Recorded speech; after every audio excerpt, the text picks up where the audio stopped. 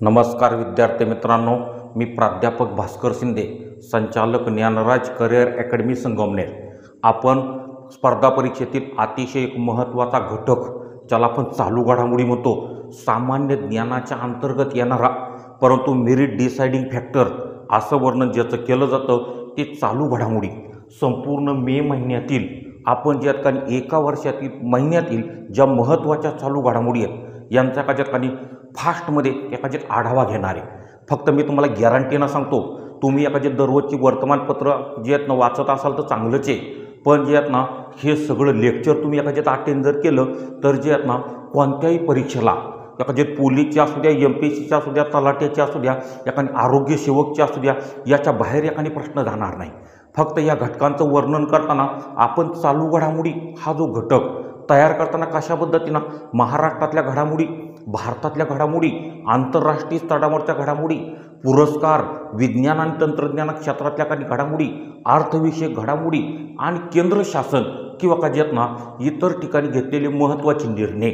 याच्यावर स्पर्धा परीक्षेमध्ये प्रश्न काज्यात पडत असतात। आणि म्हणून त्याच्या अंतर्गत आपण बघितलं तर सगळीकडे आता कोरोनाचं संकट आहे, तरी पण एखादी बहुतेक मुलांना वर्तमानपत्र मिळत नाही किंवा उपलब्ध होत नाही, मिळाली तर ती वाचायला का काही वेळ नसतो। आणि म्हणून मी दररोज आठवड्याला लेक्चर घेण्याऐवजी पूर्ण एक महिन्यातल्या चालू घडामोडी जे आहेत ना आपण त्या एखादी प्रत्येक महिन्याच्या शेवटी एखाद्यात घेत असतो। आणि म्हणून सगळं एखादी लेक्चर तुम्ही एखादी व्यवस्थित बघितलं आणि नोट्स काढून ठेवल्या तर कोणत्याही परीक्षेला याच्या बाहेरचा प्रश्न एखादा जाणार नाही। आता आपल्या महाराष्ट्रातल्या घडामोडी कोणकोणते प्रश्न एखाद्या मागच्या महिन्यात म्हणजे मे महिन्यात एखादी घडले जे परीक्षेत प्रश्न काही विचारले जाऊ शकतात। जसं आपण जर बघितलं तर 1 मे 2021 महाराष्ट्राच्या राज्याच्या स्थापनेला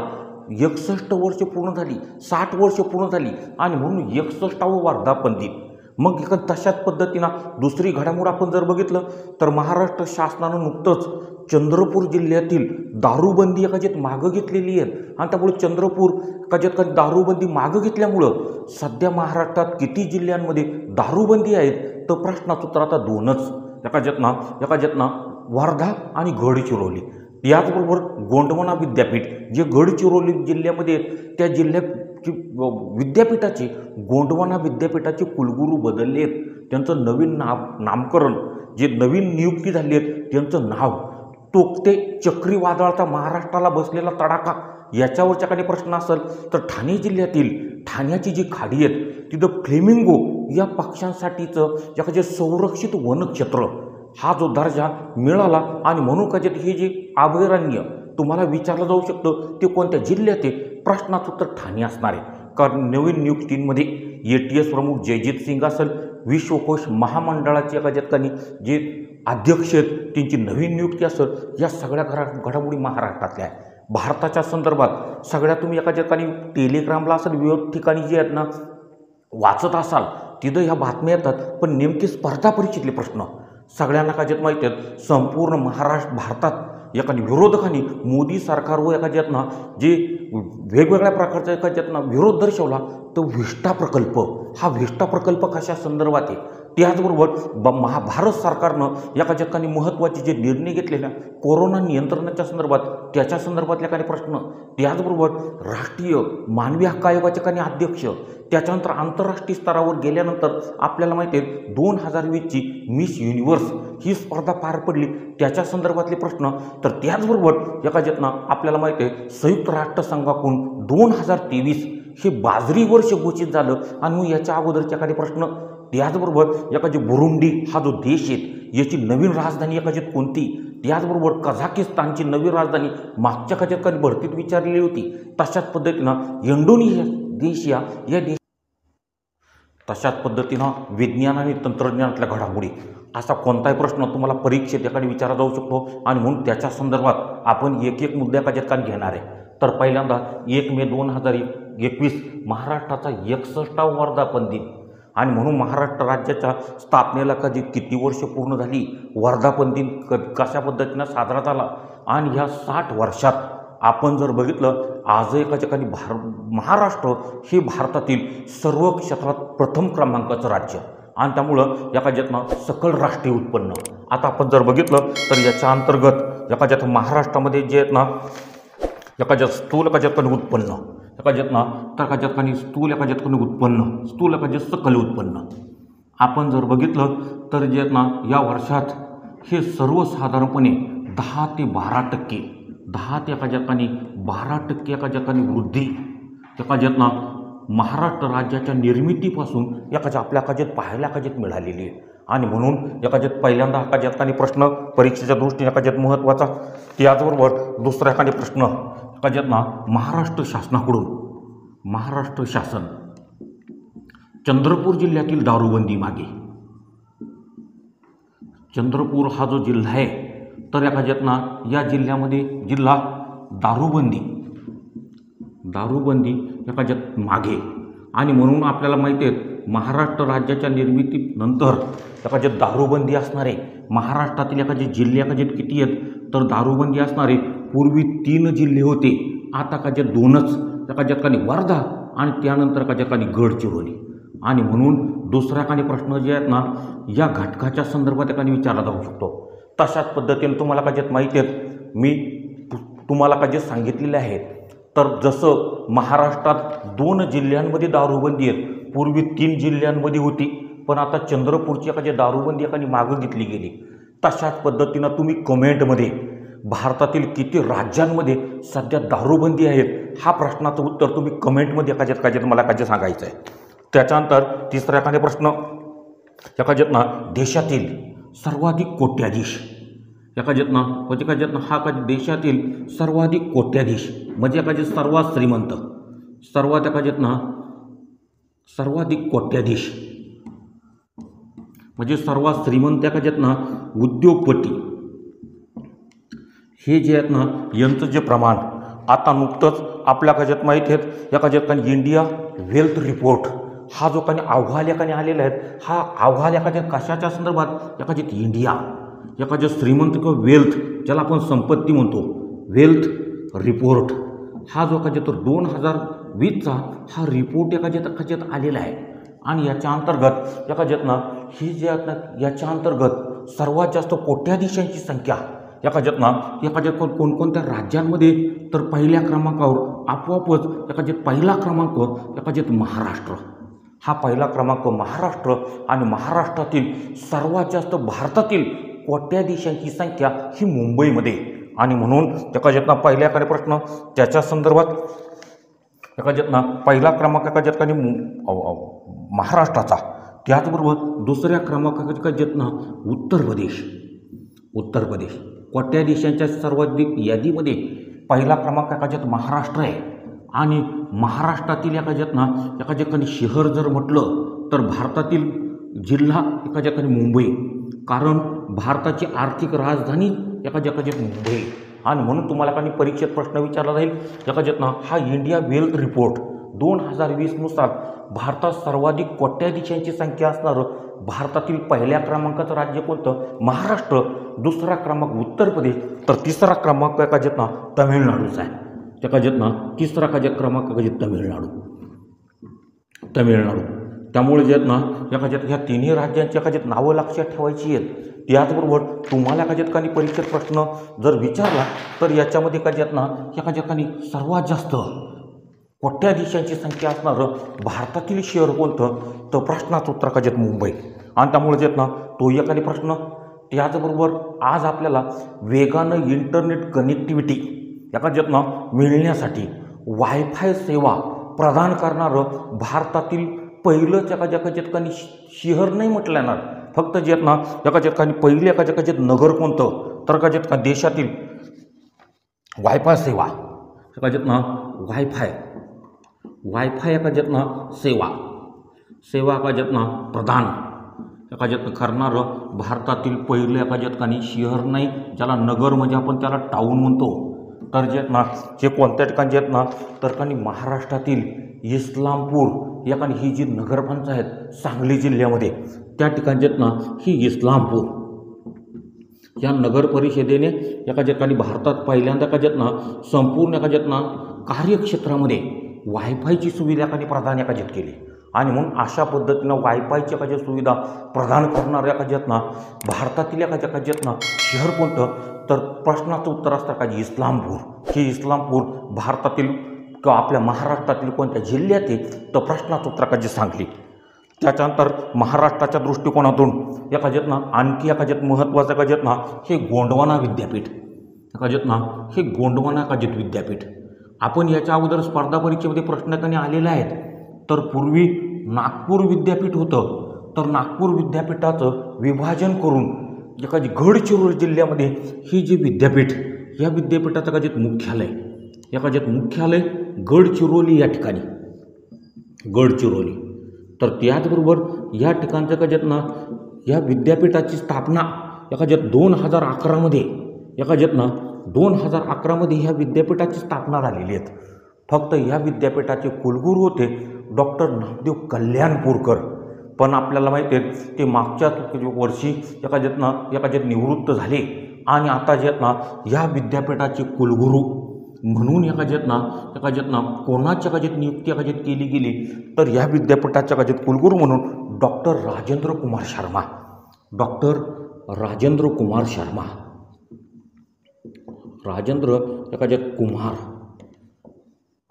राजेंद्र कुमार शर्मा हे या विद्यापीठाचे एखाद्यात कुलगुरू. आणि म्हणून तुम्हाला नवीन नियुक्त्यांमध्ये विचारलं जाईल, तर सध्या एखाद्यात ना ही जे एखादी गोंडवाना विद्यापीठ महाराष्ट्रातील कोणत्या जिल्ह्यामध्ये आहेत, प्रश्नाचं उत्तर गडचिरोली. तर त्याचबरोबर ही विद्यापीठाची स्थापना कधी झाली, 2011. या विद्यापीठाचे सध्याचे कुलगुरू कोण आहेत, तर प्रश्नोत्तर राजेंद्र कुमार एखाद्या शर्मा. आणि म्हणून या सगळ्या एखाद्या घडामोडी आपल्या महाराष्ट्राच्या संदर्भात एखाद्या परीक्षेला महत्त्वाचे आहेत. तुम्ही एखाद्यात नोंद करून ठेवत चालायचं आहे. तर त्याचबरोबर आणखी आपल्या महाराष्ट्राच्या संदर्भात जर म्हटलं तर जे ना आत्ताच मी सांगितलं एखादी ATS प्रमुख, एखाद्यात ना ATS प्रमुख एखाद्यात कोण आहेत, दहशतवाद विरोधी पथक, एखाद्यात ना दहशतवाद विरोधी पथक. दहशतवादाचा खात्मा करण्यासाठी महाराष्ट्राच्या निर्मितीनंतर हे महाराष्ट्र दहशतवाद विरोधी पथक, ज्याला आपण ATS म्हणतो, अँटी टेररिस्ट स्क्वॉड. तर एखाद्यात ना मुंबई शहरावर दहशतवादी हल्ला होण्याच्या अगोदर 1989मध्ये या ATSची स्थापना झाली होती. ATSचं एखाद्यात मुख्यालय मुंबई या ठिकाणी आहेत. तर ह्या ATSच्या प्रमुखपदी एखाद्यात ना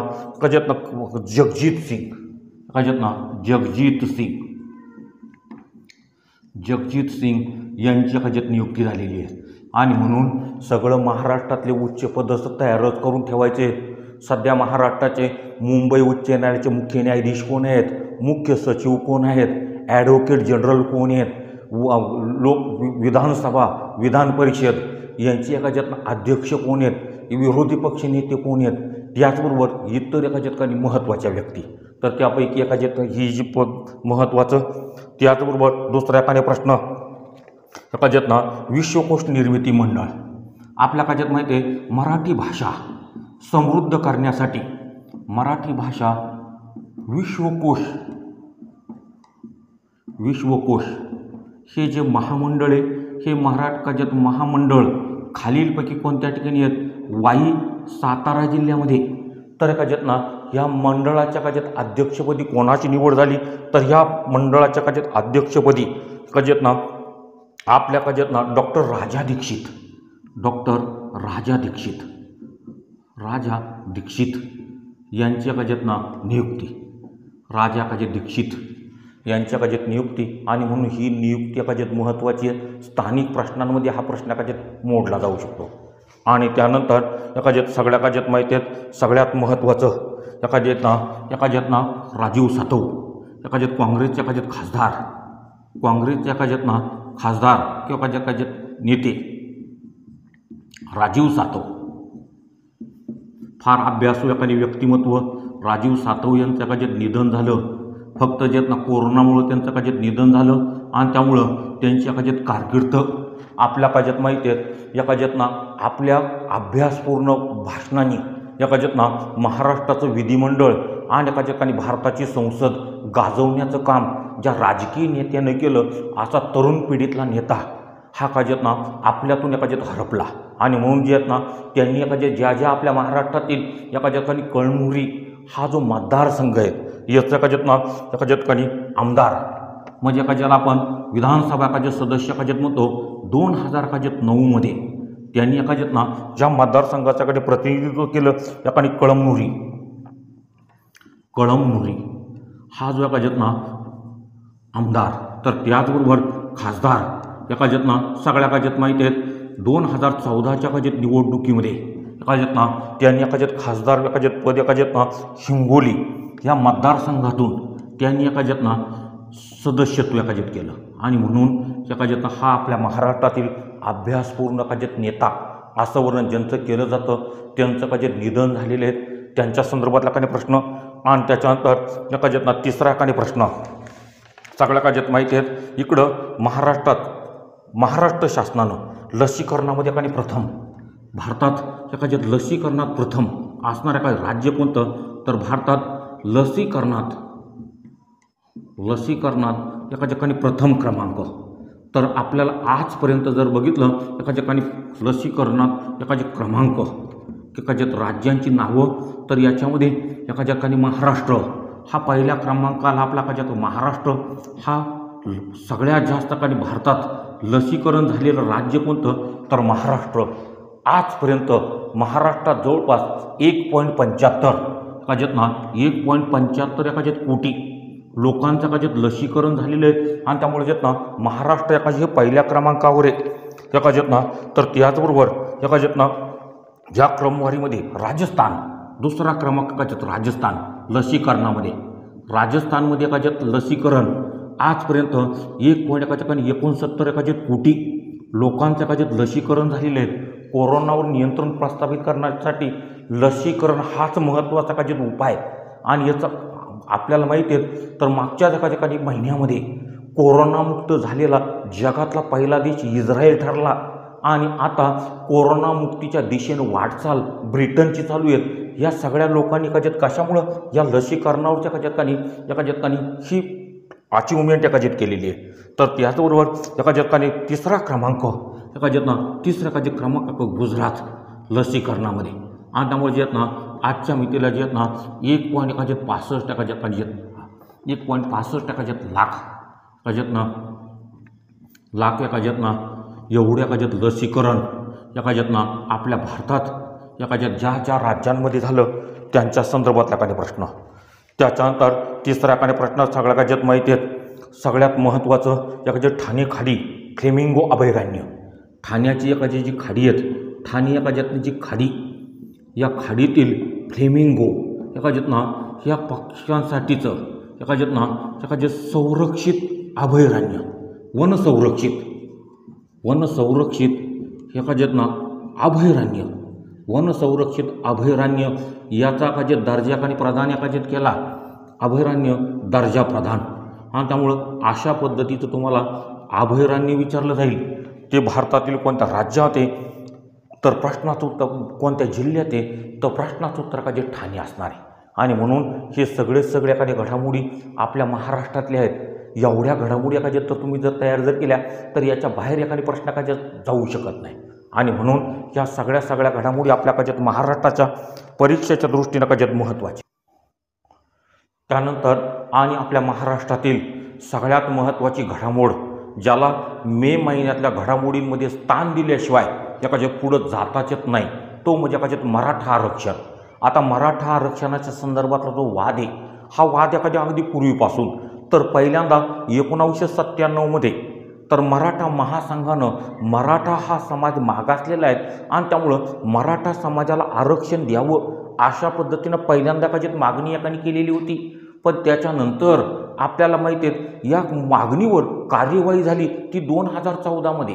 तर त्यावेळेस महाराष्ट्रामध्ये एखादे काँग्रेस राष्ट्रवादीचं सरकार होतं त्या आघाडी सरकारनं नारायण राणे समिती नेमली आणि नारायण राणे समितीच्या अहवालानुसार महाराष्ट्रात एखादे 16% आरक्षण पण उच्च न्यायालयातून ते आरक्षण एका ठिकाणी घटनाबाह्य एखादे ठरवलं गेलं आणि त्याच्यानंतरचा जो वाद आणि म्हणून मराठा आरक्षणाच्या संदर्भात जास्त नाही फक्त 4 प्रश्न एखाद्यात महत्त्वाचे आहे आणि म्हणून पहिल्या एखाद्यात मराठा आरक्षण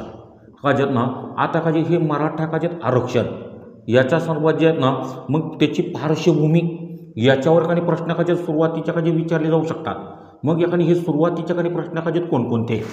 तर पहिल्यांदा का जेत ना 1997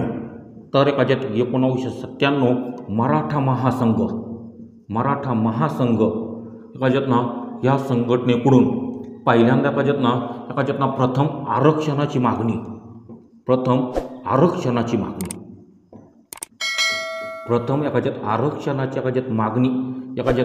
केली गेली आणि म्हणून पहिल्यांदा एका ज्यात ही आरक्षणाची मागणी यांच्याकडून एका ज्यात केल्यानंतर 2014 तर हेच आरक्षण देण्याच्या संदर्भात नारायण राणे समिती महाराष्ट्र शासनाने एका ज्यात नेमली आणि या समितीनं जो आपला अहवाल सादर एका ज्यात केला याच्या अंतर्गत मराठा समाजासाठी स्वतंत्र प्रवर्ग एका ज्यात करावा अशी शिफारस नारायण राणे समितीने एका ज्यात केली। आणि त्याच्यानंतर एका ज्यात ह्या आघाडी सरकारनं मराठा समाजासाठी 16% आरक्षणाची तरतूद एका ज्यात आघाडी सरकारनं 16% आरक्षण, परंतु हायकोर्टाकडून म्हणजे आपल्याकडे मुंबई उच्च न्यायालय हे आरक्षण एका ज्यात रद्द केलं गेलं आणि म्हणून पहिल्यांदा त्याची पार्श्वभूमी आणि त्याच्या संदर्भातल्या काही प्रश्न। त्याच्यानंतर 2016 आणि 17 या वर्षामध्ये एका ज्यात मराठा समाज एका ज्यात मूक मोर्चे एका ज्यात जवळपास 50 ते 60 आरक्षणाच्या संदर्भात मूक मोर्चे एका ज्यात हे मूक मोर्चे एका ज्यात निघाले आणि आपल्याला माहिती याची पार्श्वभूमी कोपर्डी बलात्कार प्रकरण आणि त्यामुळं हे आरक्षण मराठा समाजाला मिळालंच पाहिजे। तर एखादी अतिशय शांततेच्या मार्गानं हे आंदोलन महाराष्ट्रभर एका ज्यात हे मूक मोर्चे एका ज्यात निघाले आणि त्यामुळं महाराष्ट्राच्या राजकारणामध्ये मराठा समाजाला आरक्षण दिल्याशिवाय एखादी गत्यंतर नाही ही कजेत अशा पद्धतीचा मतप्रवाह एका सुरू झाला आणि राज्य सरकारनं सुद्धा या समाजाला काही योग्य एखादे आरक्षण दिलं जावं याच्या संदर्भात तरतूद एकाची सुरुवात एकाने केली। तर त्याच्यानंतर 2017 एका ज्यात 2017 एम.जी. गायकवाड एकाने आपल्या काज्यात माहिती आहे हाच एम.जी. गायकवाड ही समिती एका ज्यात नेमली आणि एका ज्यात या समितीनं जे मराठा समाजाच्या संदर्भात आरक्षण जर द्यायचं असेल तर ते कशा पद्धतीनं दिलं पाहिजेत याच्या संदर्भातली आपली भूमिका एका स्पष्ट केली। आणि शेवटी एका ज्यात 5 मे आपल्या काज्यात सगळ्यात माहिती आहेत एका ज्यात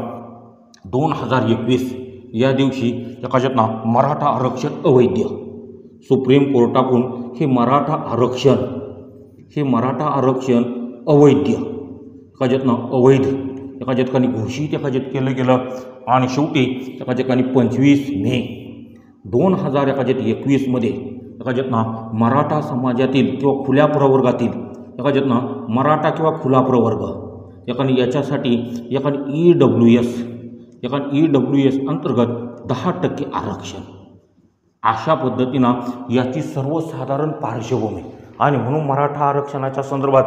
हे वर्ष या राज्यात मैलाचा दगड ठरलेले वर्ष आणि शेवटी मराठा समाजातील उमेदवारांना किंवा खुल्या प्रवर्गातील उमेदवार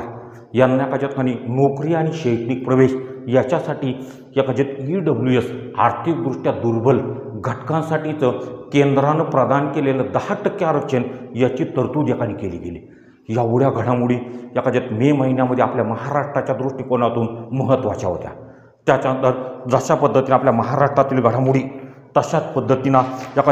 एका जगाच्या संदर्भातल्या काज्यात अशा पद्धतीनं आपण महाराष्ट्रातील घडामोडीच्या काज्यात आढावा एकाने घेतला।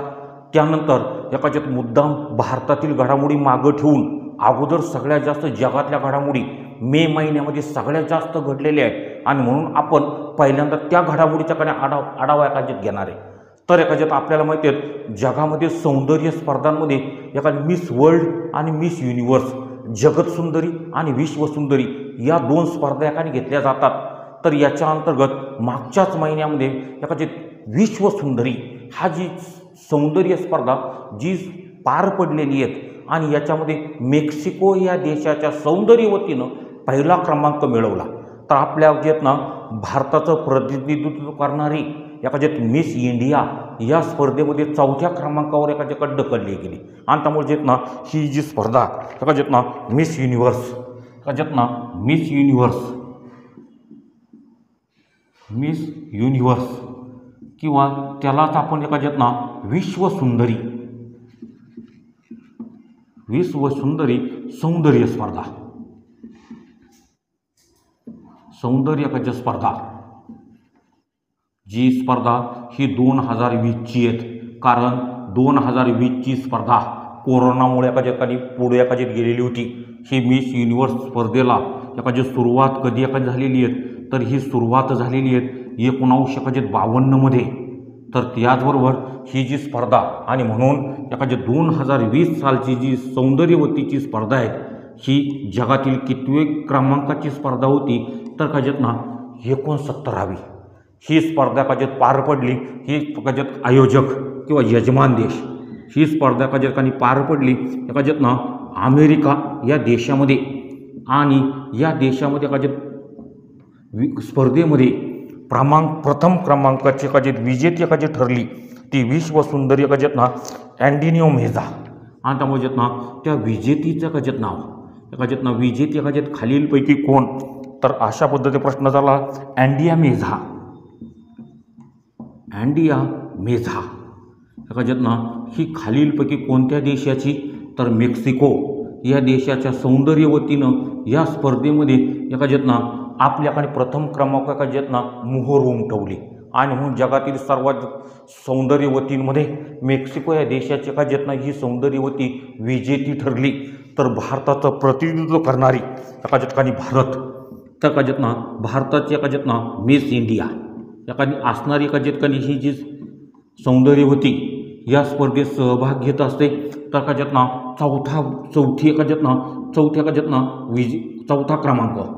चौथ्या क्रमांकावर ती एखाद्याकडे ढकलली गेली. ती भारताचं प्रतिनिधित्व कोणी केलं होतं ॲडलाइड कॅस्टेलिओ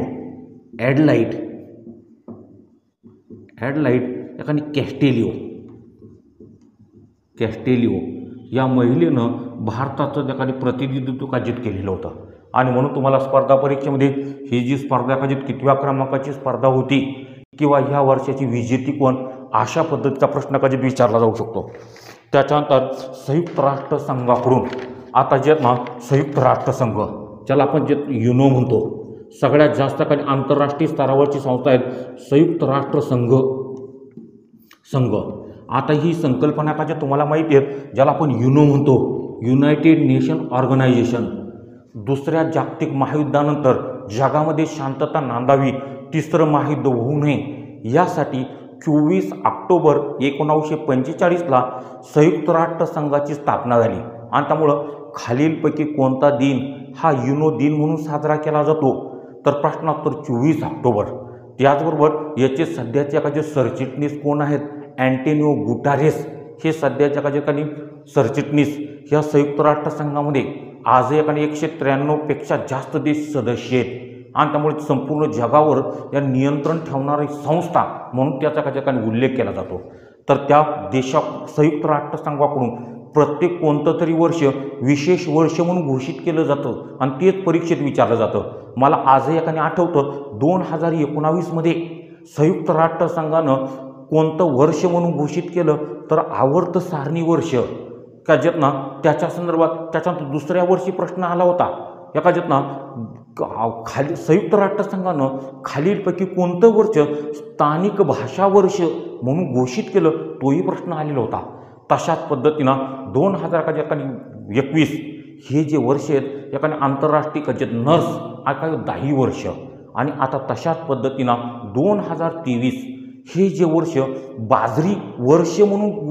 घोषित करावं अशी मागणी संयुक्त राष्ट्र संघामध्ये भारतानं केली. आणि भारताच्या या मागणीला अनेक देशांनी पाठिंबा दर्शवला आणि शेवटी संयुक्त राष्ट्र संघानं 2023 हे वर्ष बाजरी वर्ष म्हणून घोषित केलं. आणि म्हणून संयुक्त राष्ट्र संघाकडून कजेत ना घोषित वर्ष हे नेहमी एखाद्या तयारच करून ठेवायचे आहेत. अनेक वेळा परीक्षांमध्ये एखादी प्रश्न आलेले आहे. आणि म्हणून हे जे वर्ष आहेत कोणकोणत्या एखाद्यात वर्ष परीक्षा दृष्टी एखाद्यात महत्त्वाचे तर 2019मध्ये मी आत्ता सांगितलं जो प्रश्न कारण येऊन गेलेला आहे आवर्त सारणी वर्ष, आवर्त सारणी एकाच्यात वर्ष, आवर्त सारणीला काच्यात ना संशोधनाला 150 वर्ष काच्यात पूर्ण झाली आणि म्हणून ते जे वर्ष काच्यात साजऱ्या काय झालेलं होतं तर 2020 आपल्या काच्यात माहिती आहेत नर्स एकाच्यात ना आरोग्याच्या सेवा देणाऱ्या नर्स व 10 वर्ष एकाच्यात ना आरोग्य सेवेच्या संदर्भात शुश्रूषा करणाऱ्या एकाच्यात ना कार्याचा गौरव व्हावा म्हणून संयुक्त राष्ट्रसंघानं 2020 हे वर्ष ही घोषित ठिकाणी केलं होतं आणि 2021 हे जे वर्ष आहेत एकाच्यात ना ठिकाणी बाल कामगार निर्मूलन वर्ष एकाच्यात ना बाल कामगार एकाच्यात ना बाल कामगार निर्मूलन वर्ष आता बघा अशा पद्धतीचं हे जे वर्ष आहेत एकाच्यात ना आणि त्याच्यानंतर शेवटी आता जे आता 2023 एकाच्यात ना 2023 हे जे वर्ष आहेत आंतरराष्ट्रीय बाजरी वर्ष, आंतरराष्ट्रीय एकाच्यात बाजरी वर्ष हे एकाच्यात घोषित एकाने झालेले बाजरी वर्ष आणि म्हणून एकाच्यात ना ही आंतरराष्ट्रीय वर्ष घोषित व्हायला सुरुवात झाली 1975 मध्ये तर पहिल्यांदाच आंतरराष्ट्रीय महिला वर्ष 1975ला संयुक्त राष्ट्रसंघानं घोषित एकाने केलेलं होतं आणि म्हणून त्याच्या संदर्भातला प्रश्न त्याच्यानंतर जगाच्या संदर्भात आता जे आहेत ना महत्त्वाच्या का ठिकाणी जे देश आणि त्यांच्या ज्यात नवीन राजधान्या एकाच्यात ना परीक्षेमध्ये एकाच्यात विचारलेले असतात आणि म्हणून एकाच्यात नवीन राजधानी जग देश आणि एकाच्यात ना नवीन राजधानी आता जे आहेत ना जुन्या राजधान्या जर एकाच्यात असल्या तर जशा पद्धतीने एखाद्या देशाचं चलन जर बदललं तर त्याचं नाव विचारलं जातं. तुम्हाला उदाहरण जर द्यायचं जर ठरलं तर मागच्याच वर्षी आपल्याला माहिती आहे म्हणजे 2 वर्षापूर्वी MPSCच्या परीक्षेमध्ये प्रश्न काही आलेला होता कझाकिस्तान या देशाची नवीन राजधानी कोणती तर नूर सुलतान ही कझाकिस्तानची एकाच्यात नवीन राजधानी आणि त्यामुळे जेत ना कझाकिस्तान एकाच्यात ना कझाकिस्तान या देशाच्या एकाच्यात राजधानी एकाच्यात कोणती तर जेत नवीन राजधानीचं नामकरण एकाच्यात केलेलं होतं आणि त्यामुळे जेत नूर सुलतान हे त्या प्रश्नाचं एकाचे उत्तर होतं. त्याचबरोबर आता ज्यात आपल्या काच्यात माहिती आहेत एकाने बुरुंडी हा जो जेत ना अतिशय महासागरात एकाचे छोटा देश बुरुंडी या देशाने जे आहेत ना या बुरुंडी या देशाच्या काच्यात राजधानी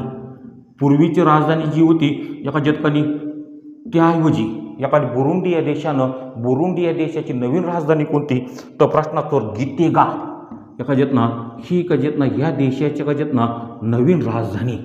तर त्याचबरोबर पूर्वीची असणारी जी आहेत ना आर्थिक राजधानी जी बुरुंडी या देशाची एका जेत ना आर्थिक राजधानीचा दर्जा एकाने प्रदान एका जेत केला ते एका जेत ना एका जे बुंजुबुरा आणि त्यामुळे जेत ना बुंजुबुरा एका जेत ना बुरुंडी या देशानं खालीलपैकी कोणत्या शहराला नुकताच नवीन आर्थिक राजधानीचा दर्जा प्रदान केला गेला जशी भारताची आर्थिक राजधानी मुंबई तशाच पद्धतीनं बुरुंडी या देशाची आर्थिक राजधानी बुंजुबुरा एकाजेत ही एकाजेत राजधानी तर त्याचबरोबर एकाजेत इंडोनेशिया एकाजेत ना इंडोनेशिया आता ज्यात आपल्या काजेत माहिती आहे आजही तुम्हाला प्रश्न जर आला तर कारण इंडोनेशिया देशाची राजधानी कोणती तर तुम्ही पटकन उत्तर सांगता जकार्ता बरोबर इंडोनेशिया देशाची राजधानी जकार्ताचे फक्त जेत ना एकाजेत कानी नवीन राजधानी तर ज्यात ना नवीन एकाजेत दर्जा ज्या शहराला एकाचे प्रदान एकाजेत केला इंडोनेशिया देशाची नवीन राजधानी एकाने क्वालिमंटन एकाजेत ना ही क्वालिमंटन एकाजेत ना ही इंडोनेशिया या देशाची एकाजेत राजधानी फक्त जेत ना एकाजेत ना जुनी एकाजेत राजधानी एकाजेत ना आजही एकाजेत जकार्ता फक्त जेत ना चालू घडामोडीचा प्रश्न जर आला तर तुम्हाला एखादी क्वालिमंटन हे नाव लिहावं लागणार आहे तर जनरल नॉलेजचा प्रश्न जर आला तर प्रश्नात तर जकार्ता काजेत लिहावा लागणार आहे आणि म्हणून दोन्हीच्या संदर्भातला जसा परीक्षेत प्रश्न येईल हा मगाच्या याच्यामध्ये 2022 हे वर्ष एकाच्यात महत्त्वाचं राहिलं मध्ये एकाच्यात संयुक्त राष्ट्रसंघ एकाने युनोकडून संयुक्त राष्ट्रसंघाकडून हे जे वर्ष कोणतं वर्ष म्हणून घोषित एकाने केलं तर याच्यात मत्स्यपालन वर्ष एकाच्यात ना तेवढ्या एकाच्यात ना लक्षात ठेवायचं आहे एकाच्यात ना मत्स्यपालन वर्ष आणि म्हणून मध्येच एकाच्यात राहिलेले आहेत म्हणून तेवढ्या एकाच्यात एक प्रश्न मध्ये एकाच्यात नोंदवून एकाच्यात ठेवा आणि त्याच्यानंतर जे आहेत ना सगळ्यात महत्त्वाचं एकाच्यात ना कोरोना, तर याच्या संदर्भात जे आहेत ना एक डोस, कोरोना लसीच्या संदर्भात एक डोस कोरोना नियंत्रण याच्यासाठी लस विकसित केली लस रशिया देशानं कोणत्या आपल्याला माहिती आहे कोरोना या रोगावर हार्ड इम्युनिटी तयार करण्यासाठी कोणत्याही लसीचे कमीत कमी 2 डोस घेणं आवश्यक असतं, पण रशिया देशानं कोरोना नियंत्रणावर एक लस विकसित केली, ती एकाच डोसमध्ये 80 ते 90% आपली इम्युनिटी बूस्ट केली जाते। ते त्या लसीचं नाव काय तर स्पुटनिक लाईट, स्पुटनिक लाईट। फक्त भारताला जी कोरोनाची लस देणार आहे, ज्या लसीला आपल्या भारतात मान्यता मिळाली स्पुटनिक व्ही हे त्याचं नाव होतं, तर नवीन लस जी आहेत ना स्पुटनिक लाईट। आणि त्यामुळे हे जे प्रश्न आंतरराष्ट्रीय स्तरावर महत्त्वाचे, अशा पद्धतीनं हा आपण या चालू घडामोडीचे 2 भाग घेणार आहे। फक्त आज लेक्चर फार मोठं होऊ नये म्हणून आजचं लेक्चर आपण थांबूया। उद्या आपण उर्वरित घडामोडीचा आढावा उद्याच्या लेक्चरला घेऊया। धन्यवाद।